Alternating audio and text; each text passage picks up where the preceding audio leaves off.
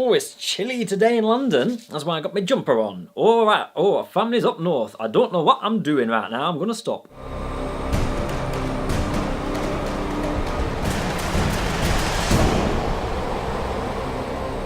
Hello and welcome to today's episode. Today we're going to be talking about composition, and I don't mean music composition, I mean framing composition. Now, a lot of you probably do this very well already, but either way we're going to go over it and maybe you'll get some new ideas, some new tips.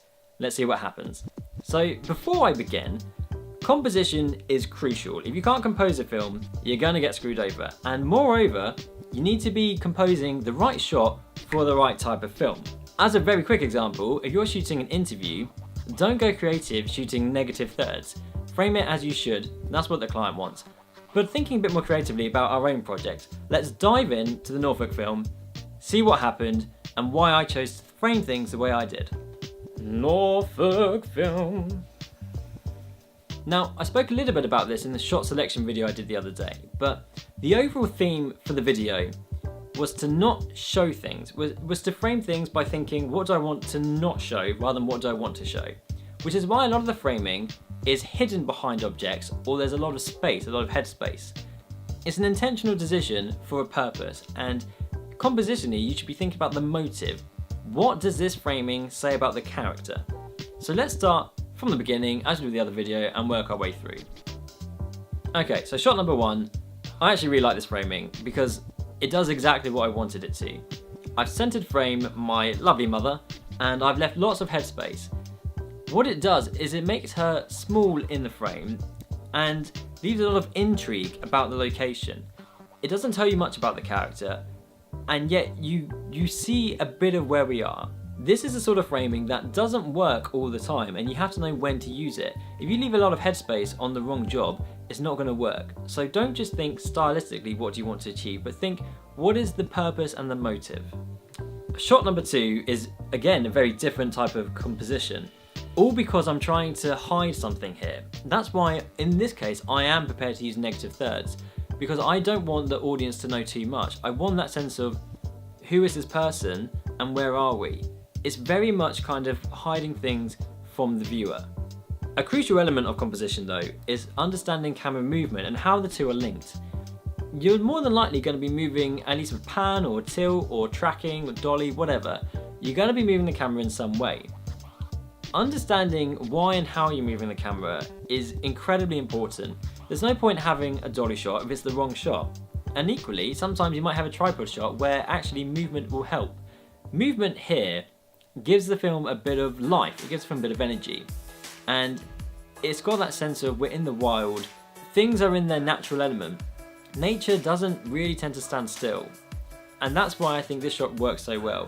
But in terms of composition, I've kept the focus on the middle to background and left the front foreground out of focus. What I'm doing here is giving that sense of movement and that sense of depth. Depth to the shot is how you make an interesting shot. If you can have a clear foreground, middle ground, background, that's like lesson 101. You learn that in photography, really important skill to know. And it can really help to kind of hide again and get that sense of intrigue. You can put your subject in the middle or the back and almost peeking through the foreground, happy days. Also, you get a lovely bokeh normally. Maybe that's the wrong word here, but you get a lovely out of focus style. It's beautiful. Now, why have I gone for this shot? Top down, very bizarre angle. To be honest, this was an experiment. I normally frame things kind of, head height, low down, pointing up. I very, very rarely go up to down. And I'm beginning to get more and more into it. The reason being that it makes your character seem less powerful and maybe more vulnerable or more kind of mysterious and quiet. Having a low angle shot where they're framed majestically, you think superhero, you think power.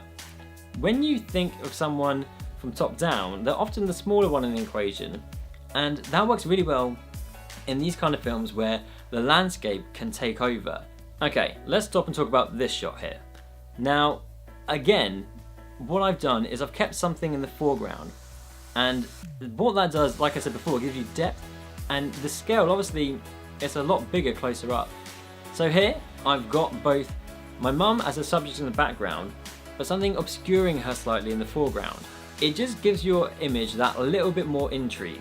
I recommend you play around, you go outside and you think about how you can use things in the foreground, much like for instance in a two-shot where you might be over the shoulder and you keep a bit of shoulder.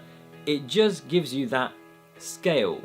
I've got to just admit, on the landscape shots, I really love a wide vista where you've got a lot of sky. I don't necessarily know why I like it, I just do. It really gives that sense of like never ending, which I think is wonderful. A real intrigue, and it draws you in and you just think, where is this place? And it can be very hard if you've got to get some B-roll of one person in an office. You think, well, how many different shots can I get? But think about slowly introducing your character throughout. Slowly at the start, have not very much of them, very subtle, and then you can actually get the standard shots of like, you know, the front of the face, walking through a corridor, whatever. But at the start, keep that sense of mystery. That's how you keep a viewer engaged, I hope.